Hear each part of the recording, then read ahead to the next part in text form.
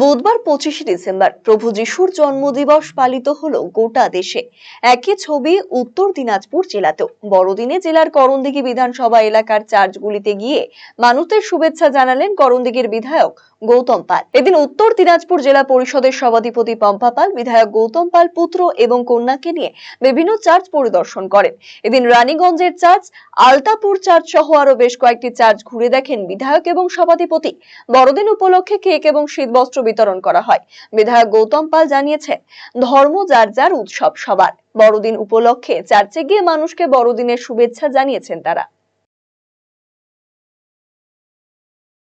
24 merry Christmas. এই বড়দিনের এই উৎসবে আমি আমার করণদিঘি বিধানসভার অন্তর্গত যেখানে চার্চ আছে প্রতিটি জায়গায় আমরা সপরিবারে সভাধিপতি পম্পা পাল, আমার মেয়ে অম্বিকা পাল এবং ছেলে গৌরব পাল সবাই মিলে আমরা বিভিন্ন চার্চে ঘুরছি। এই মতো এখন উপস্থিত আছি আলতাপুর চার্চে।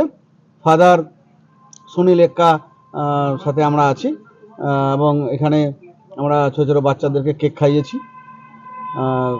সবাইকে শুভেচ্ছা বিনিময় করেছি, খুব ভালো লাগছে। তারপর রানীগঞ্জেও আমি গিয়েছিলাম ধিমকি চার্চে। এখন আমরা রসগোয়া ওয়ানের দুটো চার্চ আছে, সেখানেও যাব এবং সর্বশেষে আমরা যাব হচ্ছে সন্ধ্যেবেলায় আমাদের যে রায়গঞ্জের যে চার্চ কর্ণজোড়ায়, সেখানে আমরা যাব। বড়দিনে ধর্ম যার যার, উৎসব সবার। আমরা এই দিনটাকে ছুটির দিন মনে করে, আনন্দের দিন মনে করে, উৎসবের দিন মনে করে আমরা একটু চার্চে ঘুরি, সবাইকে কেক খাওয়া করি, খুব ভালো লাগে, খুব আনন্দ লাগে।